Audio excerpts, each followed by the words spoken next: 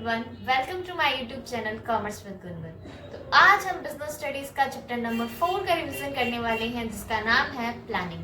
तो I hope इसे आपने पहले वाले वन शॉट सारे देख लिए होंगे। तो आज इस वन शॉट की शुरुआत करते हैं। Let's get started. तो हमारे चैप्टर का नाम है प्लानिंग, यानी कि इससे पहले हमने प्रबंध क्या होता है, उसकी विशेषताएं क्या होती है, प्रिंसिपल ऑफ मैनेजमेंट क्या है, बिजनेस एनवायरनमेंट क्या है, ये सब जान लिया। अब हमारे जो मेन फंक्शन यानी कि प्रबंध के जो 5 कार्य है उसके बारे में पढ़ने वाले हैं। और पहला कार्य कौन सा है? नियोजन, यानी कि हम प्लानिंग करेंगे। तो उसके बढ़ते हैं। प्लानिंग का अर्थ क्या होता है? पहले तो ये तो नियोजन का अर्थ पहले से यह निश्चय करना है कि भविष्य में क्या करना है तथा कैसे करना है। यानी कि हमें जो भविष्य की प्लानिंग करनी है उसके लिए हम क्या करते हैं? नियोजन यानी प्लानिंग करते हैं।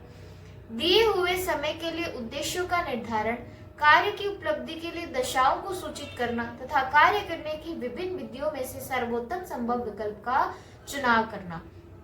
सीधा सा मतलब है कि हम कहाँ पे हैं और हम कहाँ पहुंचना चाहते हैं, उसकी जो बीच का जो है वो क्या है? नियोजन। यानी कि हम कहाँ हैं और हम कहाँ पहुंचना चाहते हैं, नियोजन क्या है? उसके बीच का सेतु है। यानी कि हम यहाँ, जैसे कि आप अभी 12th क्लास पे हो, तो आप क्या हो, आपका गोल क्या है भविष्य का कि मुझे 95% प्लस स्कोर करना है। तो वहां तक पहुंचने के लिए आपने जो प्लानिंग की है वो ये क्या है? आपका नियोजन। तो वो क्या हो जाता है? हमारा प्लानिंग। फिर आता है नियोजन का महत्व क्या होता है। नियोजन निर्देशन की व्यवस्था करता है, यानी कि जो प्लानिंग होती है वो हमें डायरेक्ट करती है कि हमें किस दिशा में काम करना है, और वो बताती है कि हमें कैसे कैसे आगे बढ़ना है। तो नियोजन निर्देशन की व्यवस्था करता है। नियोजन अनिश्चितता की जोखिम को कम करता है, यानी कि नियोजन हमें पहले से ही भविष्य में झांकने का अवसर प्रदान करता है कि भविष्य में ऐसे ऐसे हो सकता है, तो उसको ध्यान में रखते हुए हमें प्लानिंग करनी है, ताकि जब हम उस सिचुएशन में पहुंचे तो हमें कोई डिफिकल्टी ना हो। फिर आता है नियोजन अतिव्यापी तथा अपव्यय क्रियाओं को कम करता है, यानी कि जब हम प्लानिंग करने बैठते हैं तो हमारे जो फालतू के काम है या कोई अपव्यय क्रियाएं हैं जो कोई वैल्यू नहीं रखती, तो उनको क्या करता है? कम करता है हमारी जब प्लानिंग हम करते हैं। फिर आता है नियोजन नव प्रवर्तन विचारों को प्रोत्साहित करता है, यानी कि नियोजन करने से हमारे मन में जो नए नए विचार आ रहे हैं उसको क्या करते हैं? प्रोत्साहित करते हैं। नियोजन निर्णय लेने को सरल बनाता है, यानी प्लानिंग करने से हम डिसीजन लेने में बहुत ही इजी हो जाते हैं। फिर आता है नियोजन नियंत्रण के मानकों का निर्धारण करता है, यानी कि हम प्लानिंग करेंगे, फिर नियंत्रण यानी कंट्रोलिंग में जाकर देखेंगे हमने जो डिसाइड किया था क्या वो हमने अचीव किया है या नहीं। यानी कि हमने जो मानक निर्धारण किया है उसको हमने अचीव किया है। मानकों का निर्धारण करेंगे ना, कंट्रोलिंग में आपने पढ़ा होगा। तो मानकों का निर्धारण करेंगे कि हमने जो उस प्लानिंग में की, जिस टाइम प्लानिंग की थी, क्या हमने वो गोल अभी अचीव किया है या नहीं। तो ये क्या है? नियंत्रण क्या है? नियोजन क्या है? नियंत्रण के मानकों का निर्धारण, यानी कि उसका ओवरव्यू लेता है कि हमने जो प्लानिंग की थी उस टाइम क्या हमने वो अचीव किए या नहीं। फिर आता है, ये हो गई नियोजन के महत्व। फिर आता है नियोजन की विशेषताएं। नियोजन की विशेषताएं क्या है? नियोजन का केंद्र बिंदु लक्ष्य प्राप्ति होता है, यानी कि प्लानिंग का मेन पॉइंट क्या है कि हमें उस गोल को अचीव करना है। फिर क्या है? नियोजन प्रबंध का प्राथमिक कार्य है। सिंपल सा मतलब है इसका, ये नियोजन प्रबंध का प्राथमिक कार्य है, पहला कार्य है नियोजन प्लानिंग करेगी। फिर आता है नियोजन सर्वव्यापी, यानी नियोजन सभी जगह लागू होता है। नियोजन अविरत है, नियोजन निरंतर चलते रहता है। जैसे हमने 1 महीने की प्लानिंग की या 3 महीने की प्लानिंग की या हमने 1 साल की प्लानिंग की, उस समय के पूरा होने के बाद हमें फिर से प्लानिंग करनी होगी, क्योंकि नियोजन क्या है? निरंतर चलता रहता है, यानी अविरत है नियोजन। नियोजन भविष्यवादी है, यानी कि नियोजन भविष्य के लिए किया जाता है। ठीक है। फिर आता है नियोजन में निर्णय रचना निहित होती है, यानी नियोजन के अंदर हम निर्णय, डिसीजन मेकिंग जो होती है वो उसी के अंदर हम लेते हैं। नियोजन एक मानसिक अभ्यास है, यानी कि नियोजन क्या दिमाग से किया जाता है प्लानिंग, ताकि हम बेहतरीन प्लानिंग कर सके। तो नियोजन क्या है? एक मानसिक अभ्यास है। फिर आता है नियोजन की सीमाएं। नियोजन की कुछ सीमाएं होती है, वो कौन सी है? नियोजन दृढ़ता उत्पन्न करता है, यानी कि एक बार योजना बना लेने के बाद हम उसके अंदर चेंजेस करने में बड़े मुश्किल होती है, क्योंकि हमने प्लानिंग कर ली है और उसके हिसाब से हमने अपना पूरा काम किया है, तो उसमें चेंजेस करने में बड़ी तकलीफ होती है। तो एक बार योजना बना लेने के बाद प्रबंधक पूरी योजना को बदलने की स्थिति में नहीं होते हैं। तो नियोजन क्या उत्पन्न करता है? दृढ़ता उत्पन्न करता है। फिर आता है परिवर्तनशील वातावरण में नियोजन प्रभावी नहीं रहता, यानी कि जो बिजनेस एनवायरनमेंट है वो हमारा बदलता रहता है। बिजनेस एनवायरनमेंट में क्या आता है? आर्थिक स्थिति है और सामाजिक बदलाव है और हमारी सरकार है, ये जो कानून है, ये सब बातें हैं। जब ये बदलते हैं तो हमारी जो प्लानिंग है उसको भी हमें बदलना पड़ता है, पर जो प्लानिंग होती है उसको हम बदल नहीं सकते। तो ये क्या है? जो बदलता वातावरण है उसमें वो प्रभावी नहीं रहता। जो हमने पहले से प्लानिंग की थी, अब जो हमारा आर्थिक पर्यावरण है या कोई बिजनेस एनवायरनमेंट है वो चेंज हो गया है, तो हम उसके हिसाब से प्लानिंग को ढाल नहीं पाते हैं।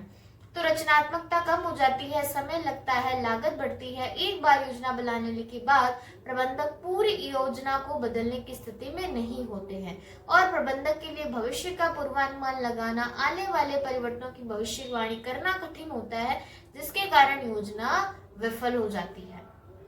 नेक्स्ट है हमारा नियोजन रचनात्मकता को कम करता है, यानी कि प्लानिंग कौन करता है? जो शीर्ष स्तरीय प्रबंधक है वो प्लानिंग करते हैं, और जो मध्य स्तरीय है और जो निम्न स्तरीय है वो तो प्लानिंग करते नहीं है। वो तो प्लानिंग जो उन्होंने उच्च स्तरीय ने की है उसका क्या करते हैं? पालन करते हैं। तो इससे क्या होता है? जो मध्य स्तरीय और निम्न स्तरीय के जो आइडियाज होते हैं या उनका कोई सुझाव होता है तो वो अपने सुझाव नहीं दे पाते हैं प्लानिंग के। तो इससे क्या होती है? रचनात्मकता कम होती है। तो एक बार योजना बन जाने के बाद कर्मचारियों को संगठन उस योजना का अंध अनुयायी बन जाता है, यानी कि कर्मचारी अंधा बन के क्या करता है? उसका पालन करता है, यानी कि उसमें अब कोई भी चेंजेस वो अपनी तरफ से नहीं कर सकता। फिर आता है नियोजन में भारी लागत आती है, यानी नियोजन में बहुत ज्यादा कॉस्ट आती है प्लानिंग करने में। इन विशेषज्ञों को नियुक्त करने के लिए संगठन को बहुत अधिक धन खर्च करना पड़ता है। नियोजन समय नष्ट करने वाली प्रक्रिया है, यानी कि नियोजन बनाने में टाइम भी ज्यादा लगता है। तो प्रबंधक को उपलब्ध तथ्यों और आंकड़ों के आधार पर भविष्य का पता लगाने और सबसे उपयुक्त योजना तैयार करने के में बहुत समय लगता है, यानी कि प्लानिंग जब हम करते हैं तो उसमें बहुत ज्यादा टाइम लग जाता है। फिर आता है, और बुक में, एनसीईआरटी बुक में तो ऐसे भी लिखा हुआ है कि नियोजन यानी कि हम प्लानिंग करते करते इतना समय लग जाता है कि उसको लागू करने का भी समय नहीं मिलता। तो ये लिखा हुआ है एनसीईआरटी बुक्स में। फिर 6 पॉइंट है हमारा, नियोजन सफलता का आश्वासन नहीं है, यानी कि हमने प्लानिंग की है, हम उसके हिसाब से चले, फिर अगर अब पता भी नहीं है कि उससे सक्सेस मिलेगी भी या नहीं, तो ये क्या है? नियोजन सफलता का आश्वासन नहीं देता है। एक विशेषज्ञ या प्रबंधक केवल भविष्य की भविष्यवाणी करने का प्रयास कर सकता है, लेकिन वास्तव में उसे देख नहीं सकता। फिर आता है हमारी नियोजन प्रक्रिया, यानी कि प्लानिंग प्रोसेस। क्या होता है? पहले हम क्या करेंगे? गोल डिसाइड करेंगे, यानी उद्देश्यों का निर्धारण। नियोजन प्रक्रिया उद्देश्यों की स्थापना के साथ शुरू होता है, यानी हमने एक गोल स्टार्ट कर लिया, अब उसके हिसाब से हम क्या करेंगे? प्लानिंग करेंगे। फिर आता है विकासशील आधार। प्रबंधक को भविष्य के विषय में कुछ अवधारणाएं बना लेनी चाहिए, यही अवधारणाएं आधार कहलाती है, यानी कि भविष्य में क्या हो सकता है और क्या होगा, इसके लिए हमें पहले से ही क्या करनी चाहिए? कुछ अवधारणा, यानी कि कुछ जो आइडियाज होते हैं वो हमें पहले से ही रख लेने चाहिए, ताकि उस समय हमें कोई तकलीफ नहीं हो। फिर आता है कार्यवाही की वैकल्पिक विधियों की पहचान। अब हमारे पास बहुत सारे मेथड है, उसमें से हमें क्या करना है? पहचान करनी है कि हमें कौन सा यूज करना है। तो प्रबंधक सभी विकल्पों की सूची बनाता है और उसमें से वैकल्पिक विधियों की पहचान करता है। फिर आता है विकल्पों का मूल्यांकन। अब हमारा अगला कदम, हमने मेथड पहचान लिया, अब हमें उसके गुण और फायदे देखने की कौन सा, किसमें ज्यादा फायदे हैं और किसके गुण ज्यादा अच्छे हैं, तो उसको हम चूज करेंगे। अगला कदम है कि प्रत्येक विकल्प के गुण और दोषों की जानकारी प्राप्त करना है, फिर उसको हम चूज करते हैं। फिर विकल्पों का हम चुनाव करेंगे कि उपलब्ध विकल्प में से सर्वश्रेष्ठ विकल्प का चुनाव हमें चयन किया जाता है, तो विकल्पों का चुनाव करेंगे। फिर आता है योजना को लागू करना। अब हमें योजना को क्या करना है? इम्प्लीमेंट करना है। तो कर्मचारियों के साथ योजनाओं के बारे में संवाद करना और योजनाओं पर चर्चा करना। फिर अनुवर्तन यानी कि फॉलो अप एक्शन। हमने प्लानिंग तो कर ली और उसको लागू भी कर दिया, अब हमें देखना है कि हमने जो प्लानिंग की है क्या उसके हिसाब से काम हो रहा है या नहीं। तो यही क्या है? अनुवर्तन यानी कि फॉलो अप एक्शन। यह देखना कि योजनाएं लागू की गई है या नहीं, निर्धारित अनुसूची के अनुसार कार्य चल रहा है या नहीं, यह भी नियोजन प्रक्रिया का क्या है? एक अंग है। फिर आता है योजनाओं के प्रकार, यानी कि प्लानिंग के प्रकार क्या है। तो एक है एकल प्रयोग योजना यानी कि सिंगल यूज प्लान, एक है स्थायी योजना यानी कि स्टेबिलिटी प्लानिंग। एकल प्रयोग योजना क्या है? ऐसी योजनाएं जो एक बार की घटना या परियोजना के लिए बनाई जाती है। ऐसी कार्रवाई भविष्य में दोहराई जाने की उम्मीद नहीं की जाती। ऐसी योजनाएं किसी अनोखी स्थिति की जरूरतों को पूरा करने के लिए बनाई जाती है। और ऐसी योजनाओं के प्रकार बजट, कार्यक्रम तथा परियोजनाएं हैं। यानी कि बजट जैसे एक साल के लिए बनाया जाता है, कार्यक्रम कोई भी प्रोग्राम है वो कितने समय तक चलेगा उसके लिए बनाई जाती है, और परियोजनाएं जो हमारी होती है उसके लिए बनाई जाती है। एकल सिंगल यूज प्लान यानी कि इसको एक बार बना लेने के बाद हम इसका वापस यूज नहीं करते, यानी कि सिंगल यूज प्लान 1 महीने के लिए बनाओ या 3 महीने के लिए बनाओ या 1 साल के लिए हम बनाते हैं। स्थायी योजनाएं क्या है? जो योजनाएं जो निश्चित समय अवधि में नियमित रूप से होने वाली गतिविधियों के लिए बनाई जाती है, यानी कि जो रेगुलर एक्टिविटीज होती है उसके लिए क्या बनाई जाती है? स्थायी योजनाएं, यानी कि इसको लंबे समय तक हम चला सकते हैं और इसलिए बनाया जाता है ताकि संगठन का संचालन सुचारू रूप से चल सके। इसके अंदर कौन सी योजनाएं आती हैं? नीतियां यानी कि पॉलिसी, सरकार पॉलिसी बनाती है तो वो लंबे टाइम तक चलती है। कार्यविधियां तथा नियम यानी कि रूल्स भी हमारे जो एक बार फिक्स कर दिए वो चलते हैं और समय के अनुसार उसमें बदलाव हो जाते हैं। फिर इसमें आया है उद्देश्य के प्रकार। तो इसमें क्या है? योजनाओं के प्रकार में उद्देश्य, गोल क्या है? तो उन लक्ष्यों के रूप में परिभाषित है जिनकी प्राप्ति के लिए एक संगठन कार्य करता है, उद्देश्य हो गया।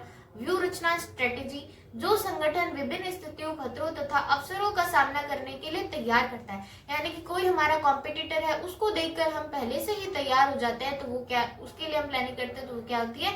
व्यू रचना। फिर आता है नीति यानी कि पॉलिसी, ये सामान्य दिशा निर्देशों को संदर्भित करती है जो निर्णय लेने में एकरूपता लाती है। फिर आता है प्रक्रिया यानी कि प्रोसीजर, तो कार्य कैसे संपन्न करना है इसकी विस्तृत विधि प्रक्रिया कहलाती है। प्रक्रिया के अंदर में स्टेप बाय स्टेप चलना होता है, यानी कि कालानुक्रमिक क्रम। एक एनसीईआरटी में कीवर्ड आया है कालानुक्रमिक क्रम, आपको एग्जाम में जरूर लिखना है। तो इसमें क्या होता है? स्टेप बाय स्टेप हमें चलना होता है, हम ऊपर नीचे से चल नहीं सकते। फिर आता है विधि यानी मेथड, विधि उन निर्धारित तरीकों या व्यवहारों की उपलब्ध कराती है जिसके द्वारा उद्देश्यों के अनुसार एक कार्य को निष्पादित किया जाता है। फिर आता है नियम यानी रूल्स, रूल को हम चेंज नहीं करते हैं, इसमें ज्यादा स्ट्रिक्टनेस होती है। नियम वे विशिष्ट विवरण होते हैं जो बतलाते हैं कि क्या करना है, किसी प्रकार के लचीलेपन की इजाजत नहीं देते हैं। कार्यक्रम यानी कि कार्यक्रम में क्या क्या आ जाते हैं? Goals plus procedure plus policy plus rules, यानी कि इसके अंदर हमारे सभी जो ऊपर हमने पढ़े हैं उसको सभी को मिलाकर हमारा क्या बनता है? कार्यक्रम यानी कि प्रोग्राम। फिर आता है बजट। बजट क्या है? तो बजट से तात्पर्य आसन्वित परिणामों को संख्यात्मक मदों के रूप में व्यक्त करना, यानी कि संख्याओं में व्यक्त करना क्या है? बजट कहलाता है। तो ये था हमारा चैप्टर नंबर 4। आई होप आपको इसके सारे कॉन्सेप्ट समझ आए होंगे और आपका एकदम अच्छे से रिवीजन हो गया होगा। तो इसकी पीडीएफ की लिंक आपको डिस्क्रिप्शन बॉक्स में मिल जाएगी और इससे पहले वाले चैप्टर्स की लिंक आपको डिस्क्रिप्शन बॉक्स में मिल जाएगी। तो जाके वन शॉट को देखिए और पीडीएफ को देखिए और रिवाइज करते रहिए और अपनी बोर्ड एग्जाम की बेहतरीन तैयारी करते रहिए। तो मिलते हैं अगले लेक्चर्स में, तब तक के लिए धन्यवाद।